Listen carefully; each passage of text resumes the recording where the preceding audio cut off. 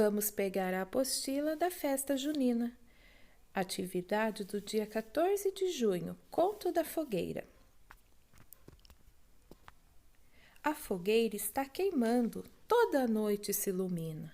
Alegria, minha gente, vamos à festa junina.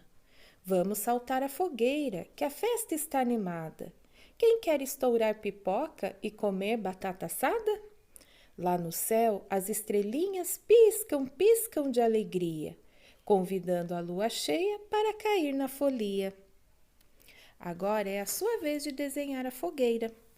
Lembre-se de enviar a sua fogueira para a professora Júlia ver, tá bom? Beijos!